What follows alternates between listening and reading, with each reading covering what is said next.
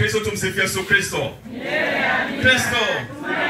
Mungu ni mwema kila wakati. Naomba tumshangilie Mungu kwa makofi. Kwa leo ni Dominika ya 5 ya Pasaka ya mwaka C wa kanisa. Dominika ngapi? Ya 5 ya mwaka C wa kanisa. Wazo letu la leo, mwambie jirani yako, sura ya upendo ni sura ya msalaba. Sura ya upendo ni sura ya msalaba. Mwangalia hata kama anakudai, sura ya upendo ni sura ya msalaba. Hata kama unanipenda mimi msalaba wako wewe nipende tu. Sawa? Hata kama unanidai. Sawa, sura ya upendo ni sura nini? Ya msalaba. Baba mmoja siku moja na mama mmoja waliamua kwenda kuchukua mtoto kumfanya mtoto wao, kumwadopti mtoto. Yule mtoto aliuliza swali moja tu. Mtanipa nini nitakapokuwa mwanenu? Wale walimwahidi vitu vingi sana. Walimwahidi watampeleka shule, walimwahidi watamfanyia kila kitu swimming kama mtoto anavyotakiwa. Mtoto aliwaangalia akasema mnakosekana kitu kimoja. Akauliza, je, mtanipenda? Je, mtafanya nini? Mtanipenda? Wale wazazi wakamwangalia akasema, mwanetu tutakupenda milele na milele. Yule mtoto akakumbatia akasema, hata mimi nitawapenda wazazi wangu. Tumsifu Yesu Kristo. Sura ya upendo ni sura nini? Ya msalaba. Tawaeleza kwa sababu gani hili wazo linatoka wapi. Somo la kwanza limetoka katika kitabu cha Matendo ya Mitume, ile sura ya 14 aya ya 21 mpaka ile aya ya 27. Matendo ya Mitume sura ya 14 aya ya 21b mpaka aya ngapi? 27. Hili somo linahitimisha safari ya kwanza ya kimisionari ya Paulo na Barnaba. Watu tumesikia wametembea sehemu nyingi wakieneza habari njema, wakishuhudia habari za Kristo, wakitoa maisha yao, wakitoa muda wao kwa ajili ya sadaka ya kumtangaza nani? Kristo. Hawa watu walikuwa tayari kuacha kila kitu kwa ajili ya nini? Ya Kristo, kwa sababu walimpenda huyu Kristo. Walikuwa tayari kuacha starehe binafsi na kujitoa sadaka kwa ajili ya kutangaza habari za Kristo. Na huu ndio moyo ambao mimi na wewe ndugu zangu tunatakiwa kuwa nao. Kutoa kila kitu kwa ajili ya nani? Ya Kristo. Nitawaeleza, huwa tunasali sana katika kituo au njia ya msalaba, kituo cha 5. Simoni wa Kirene anamsaidia Yesu. Tunasema hivi, naomba ninukuu. Na usifu ukarimu wa Simoni wa Kirene. Bwana nijalie ukarimu kama huo, nitie ushujaa kama huo, niitikie wito nami wa kusaidia kuchukua msalaba. Nitoe, sikia tunatakiwa kufanya sasa. Nitoe zaka, sawa? Nitoe nini? Zaka na michango yote ya uenezaji wa dini. Unanielewa? Tunasema nijitolee mimi mwenyewe katika kazi ya maendeleo ya dini. Wajalie vijana wengi wito wa upadri, waweze kuchukua msalaba pamoja nawe kwa ajili ya wokovu wa dunia. Waimarishe viongozi wa dini. Lakini tunamalizia tukisema ustawishe mioyoni mwa waamini wote mwamko wa utume. Huu moyo wa utume ndio huu waliokuwa nao Paulo nani na Barnaba. Tunaomba sana ndugu zangu katika Kristo, tunapofanya Dominika leo, tuwe na moyo wa nani? Wa utume. Moyo wa nini? Tujitoe sana kwa ajili ya uenezaji wa dini. Hii kitu isitoke ndani ya mioyo yenu. Kaeni kila siku mkitamani kuendelea kuwa mitume ambao wanaeneza dini kwa kutoa zaka na michango mingine nini? Ya kanisa. Hapa watu kusema zaka, naona mko vizuri, si ndio? Michango mingine, kuna wengine hapa tunaendelea na ujenzi, si ndio? Lazima tujitoe kwa ufahari mkubwa sana ili kuhakikisha kanisa letu linasimama. Ili kesho kutwa wale watakao sali, hata kama satupu, watasema kuna watu walijitolea kwa ajili ya kusomesha hili jengo. Kuna watu walitoa sadaka zao, kuna watu walitoa muda wao, kuna watu walitoa damu zao kwa ajili ya kusababisha nini? Kusomesha nini hili jengo. Watakumbuka na aminu samini, watakumbuka kila siku katika sadaka ya misa itakayokuwa inafanyika katika hili kanisa ambalo unapambana kulijenga. Naomba huu moyo usije ukafa. Kwa sababu sura ya upendo ni sura nini? Ya msalaba. Kwa kuwa tunampenda Kristo, lazima tukubali kubeba nini? Msalaba. Sura ya upendo ni sura ya msalaba.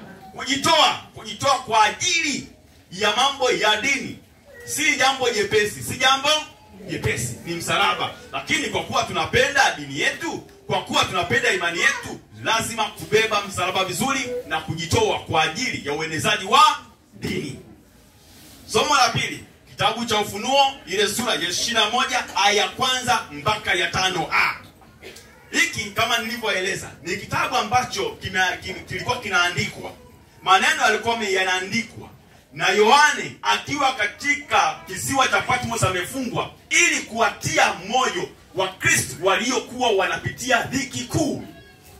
Walikuwa wanauawa, walikuwa wanateseka, walistahili moyo au mtu wa kuwasukuma kidogo kidogo, wa kuambia haya mambo mnayoyapitia, siku moja kutakuwa kuna tuzo mbinguni.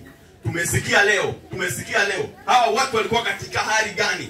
Hawa watu walipokuwa wanaangalia hali ilivyo, walikuwa waoni mwisho mzuri. Maana nguvu waliokuwa wanapambana nayo, wanaona kabisa hawawezi kuishinda. Hawa watu walikuwa wanakufa imani na matumaini, walikuwa wanalia tu. Wamejitoa kwa ajili ya Kristo, lakini wanapitia mateso, wanakata tamaa. Yohane anawaandikia, anawaambia waendelee kuonyesha upendo wao kwa vitendo. Anawaambia kabisa, yeye ameona mbingu mpya, ameona Yerusalemu mpya, na anawaambia ipo siku machozi yao yatafutwa, hawatakata tamaa tena, hawataomboleza tena, hawatalia tena, wala hawatapata maumivu tena, kwa sababu Mungu atafanya makazi kwao. Naomba tuelewe hilo. Mungu atafanya makazi kwao. Maana wanaoyapitia haya ni ya muda tu. Ndugu zangu, naomba niwaambie, sura ya upendo ni sura nini?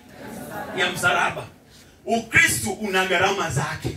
Ukristo sio lele mama, kumfuasa Mungu sio lele mama. Hawa Wakristo nao wasikia walimwaga damu, waliteseka. Ilikuwa inaonekana ukiwa ni Mkristo wewe ni tishio. Walikuwa wanauawa ndugu zangu. Naomba niwaambie, lakini walisimama imara. Mimi na wewe leo tunapitia changamoto kidogo tu mtu anaacha Ukristo. Kidogo tu mtu hadi kanisani tena. Kidogo tu mtu imani imeteleka. Kidogo tu anasema Mungu huyu si Mungu ninayemwamini. Anakaa kidogo, amekaa hajapata mtoto miaka 2-3 tayari anaweza kusema Mungu yuko wapi? Ameugua kidogo, anaanza kulalamika huyu Mungu hamuoni. Amekaa kidogo, biashara inafanyika 2-3 zimeshindikana, anasema hapa kuna mkono wa mtu Kalimanzira. Amekaa kidogo hivi ameota ndoto mbaya, anasema paka naota nakimbizwa, siamke usimame, kwani kuna shida gani ya kulala usilale? Anachanganyikiwa. Je, ungekuwa unateseka kama hivi? Je, kungekuwa kuna panga mbele yako kwamba wewe ni Mkristo sio Mkristo, ungekimbia wewe? Ungetuacha hapa? Unaona panga, unaona kifo, ungekimbia? Ukristo sio lele mama. Yaani ili uwe Mkristo lazima upitie vita vikubwa. Mungu hawezi kukuamini wewe katika mambo makubwa kama una roho nyepesi. Anaelewa ndugu zangu? Amina. Haiwezekani. Hata si katika maisha yetu ya familia. Ili mtoto uamini huyu atakuja kuongoza familia hii nitakayoiacha, lazima msome vizuri sana. Lazima muelewe vizuri sana. Kuna mtu mwingine ukimpa tu nyumba yako kesho kauza. Wapo. Leo unamwangalia kwa sababu huyu ni mwanangu sikatai. Lakini kama ningekuwa nakufa leo, huyu hata siku moja hawezi. Kwa sababu akipata maneno matatu anaweka bondi nyumbani. Yeye unamjua ni mwanao, utafanyaje sasa? Huwezi kumtupa, lakini akili yake unaijua sasa hakuna hapo. Unajua kabisa akipata shida huyu ataacha ndugu zake wote, atawakimbia.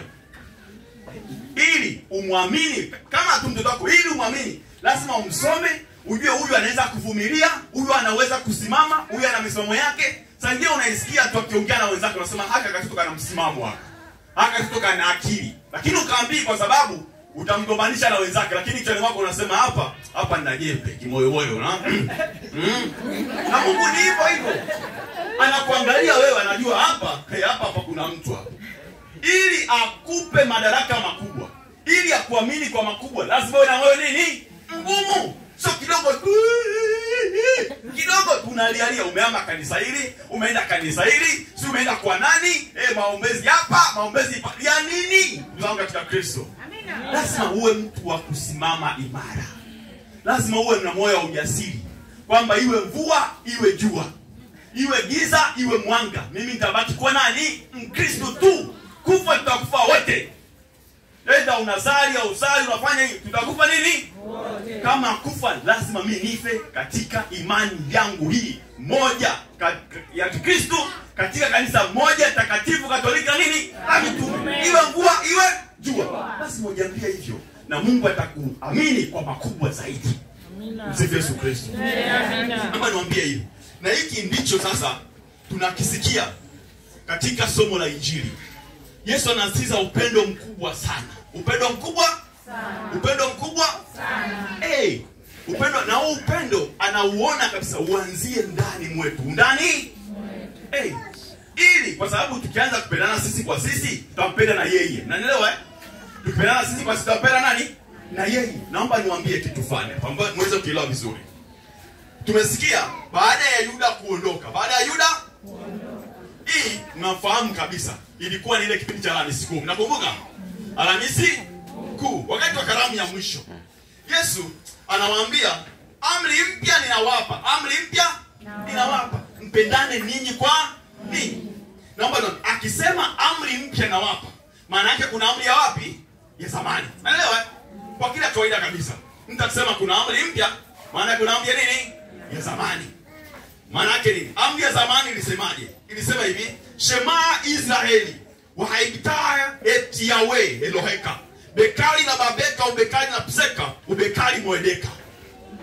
Kumbuka au sikia Israeli. Mpende Bwana Mungu wako kwa moyo wako wote na kwa roho yako yote na kwa nguvu zako zote. Kumbukumbu la Torati ile sura ya 6 aya 4 mpaka ya 7. Lakini ilisitiza vizuri zaidi. Ukienda mbele kidogo katika kitabu cha Mambo ya Walawi ile sura ya 19 aya 18. Mpende na jirani yako kama nafsi yako. Hii ndio amri iliyokuwa ya zamani. Yesu anasema nawapa amri mpya. Upya uko wapi? Upya upo katika neno jirani. Katika neno jirani. Yesu anaondoa neno jirani. Anasema mpendane. Mpendane. Kwa Wayahudi neno jirani lileta daima tafsiri ya mtu aliye na mahusiano naye.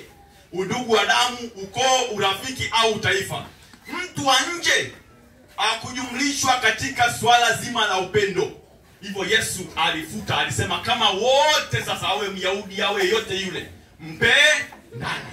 Kwa hiyo alitoa upya neno, maana ya neno jirani. Cha pili, upendo au niseme cha pili kwani katika kipimo. Kipimo sasa kinakuwa si kama unavyojipenda mwenyewe, bali kama mimi nilivyowapenda ninyi.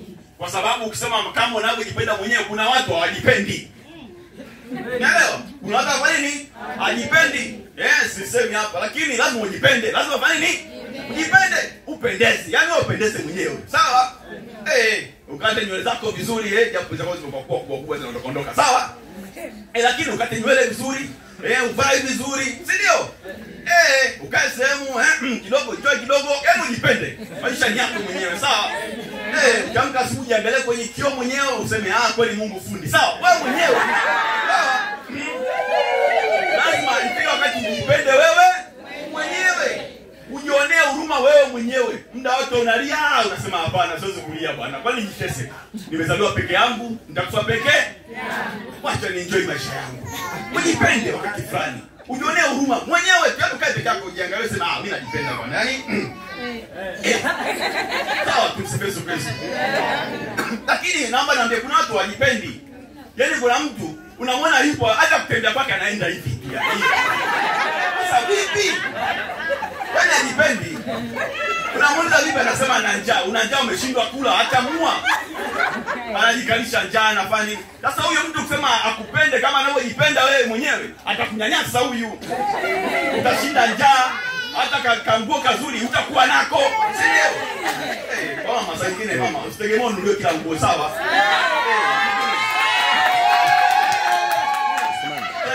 Wewe mwenyewe, sawa? Na mtu mmoja aliambia, unajua, naomba niwaambie kitu. Kati ya kitu kinachosaidia wanaume saa nyingine, lakini japo tunakaa umri mdogo, sawa? Hatukai sana. Wanaume wengi wanapata muda wa kupendeza, kujipenda wao. Naelewa?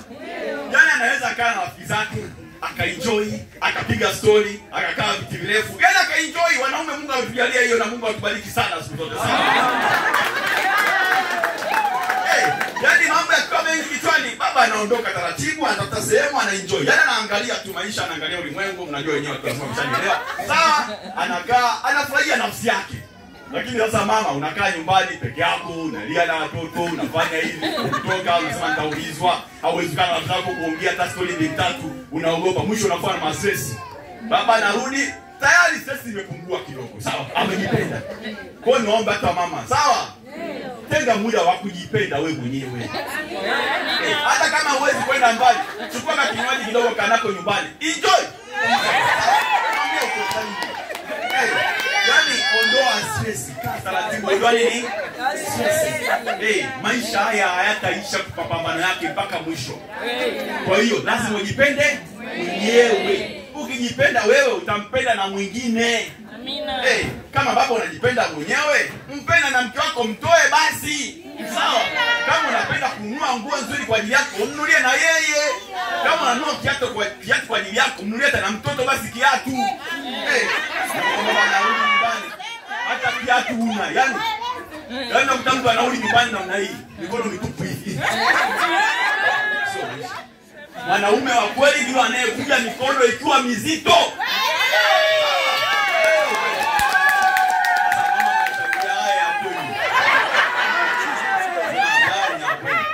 Lakini mwanaume halisi ndiye anayekuja mikono ikiwa nini? Kuna kitu umebeba. Hauna haja ya kufungua mlango, unafungulia mlango ili upokelewe. Sawa, hivi kuna kitu cha kupokea mikono. Kama una utadharaulika, sawa? Lakini hii haya sio hapa, ni ambali kwa sababu hapa hapo vizuri tumsikie kesho. Haya yote yanahitaji sadaka kubwa.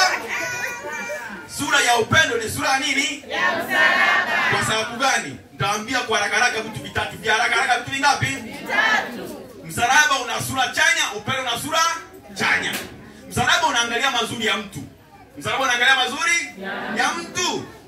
Ukiangalia msalaba unaona jinsi gani Mungu aliupenda nini? Ulimwengu. Licha ya madhaifu yetu, licha ya nini Mungu aliupenda nini? Ulimwengu. Na upendo unaangalia mazuri ya mtu. Unaangalia wema wa mtu. Mtu unayempenda hata kama akisema unamtetea. Unaelewa? Mtu unayempenda hata kama akikosea unajaribu kufunika yale makosa yake. Unaelewa? Kwa sababu unampenda. Mtu unayempenda huwezi kumkosoa hadharani hata siku moja. Kuna watu wanasubiria wengine wametembea kwenye familia ndio mtu anaongea. Yaani wewe mke wako. Sio sawa. Unaelewa? Ili watu wote wajue kwamba wewe mwanamke hafai, sio sawa. Unayejua ni wewe tu. Wageni wamekuja manani wale mawifi ndio wanaanza kusema mume wako sio sawa. Anakuja vitu vingine kusema mume wako anasemwa, inabidi unapambana kwa yani kama unataka kuua mtu vile. Unamtetea, unamwambia huyu ni mume wangu au nani? Ni mnamjua nini? Unamtetea kama unajua kabisa hapa mbele za watu unakuwa tayari kumtetea unayefanya nini? Au mke au mume au mtoto. Unaelewa? Unamtetea. Mtoto kafanya hivi unatetea, lakini akirudi unafinya. Lakini mbele za watu unatetea. Huo ndio upendo. Tumsifu Kristo.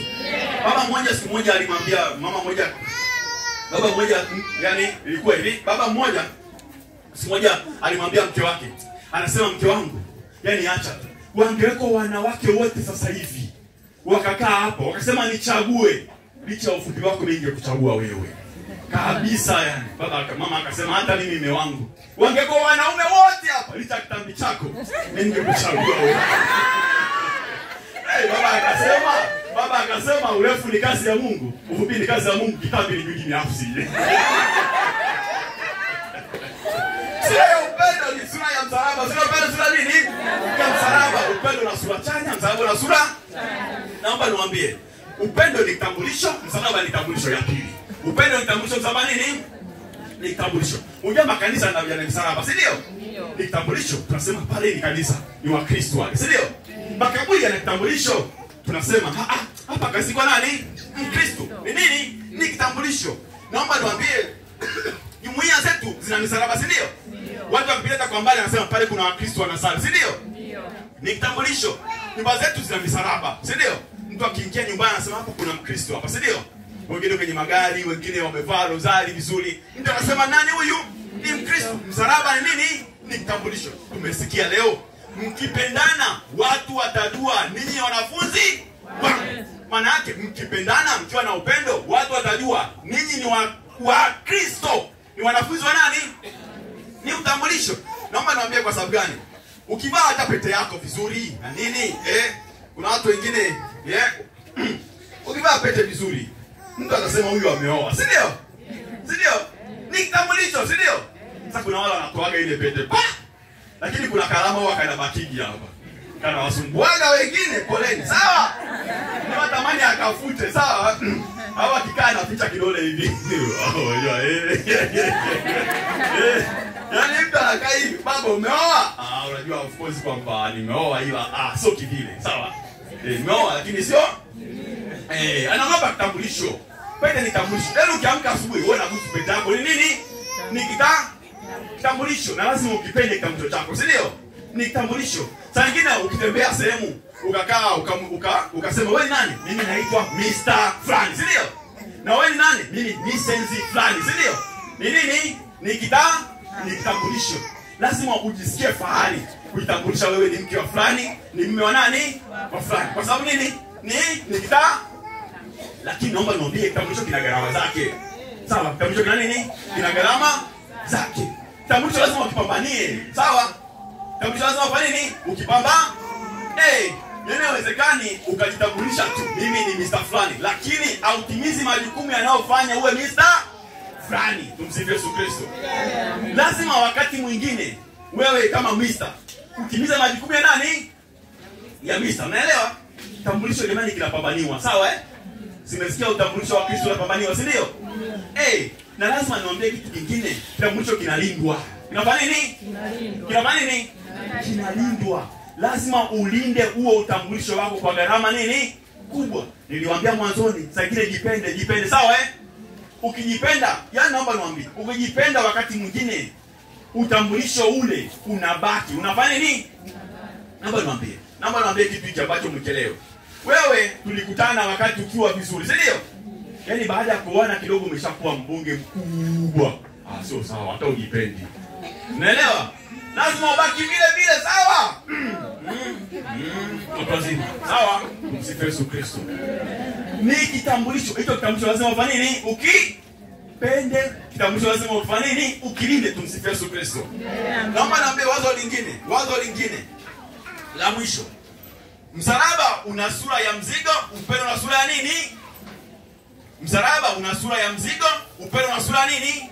Ya mzigo. Yesu alisema, anayetaka kunifuata sharti ajikane mwenyewe, ajituke msalaba wake afanye nini?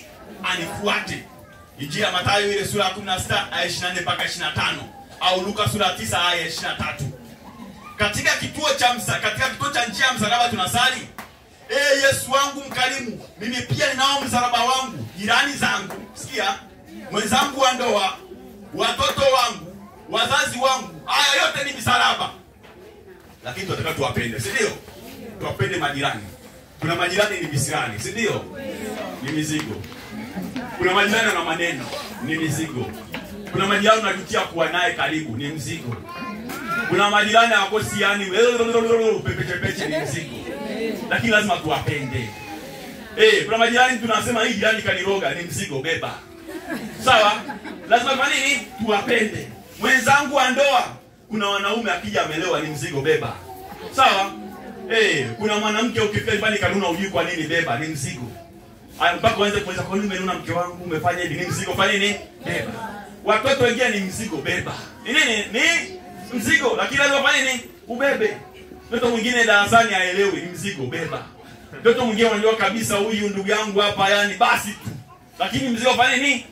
Ugonjwa wake ni mzigo, lazima ufanye nini? Msalaba ukibeba vizuri, msalaba huo utakubeba. Unaelewa? Majirani ukibeba vizuri, kuna siku moja watakubeba wewe katika huzuni zako. Unaelewa? Mke au mume ukibeba vizuri, kuna siku atakubeba wewe katika shida zako, mbebe. Sawa? Watoto ukibeba vizuri, kuna siku katika uzee wako watakubeba. Sawa? Hao wote ni mizigo, tukibeba vizuri, yeye itafanya nini? Itatubeba. Kuna siku moja baba mmoja alimuuliza mke wake. Anasema, mke wangu unanipenda? Mke akasema nakupenda sana. Akamwambia kwani unanipenda? Akasema nakupenda. Baba akamwambia uko tayari kufa kwa ajili yangu? Akasema baba, mimi niko tayari kutoa maisha yangu kwa ajili yako. Baadaye mama naye akamuuliza, "Mume wangu wanipenda?" Yule baba akasema, "Mke wangu nakupenda." "Wanipenda?" Akasema, "Nakupenda." Akasema, "Uko tayari kufa kwa ajili yangu?" Baba akasema, "Wanaume hatufi kijinga hivi."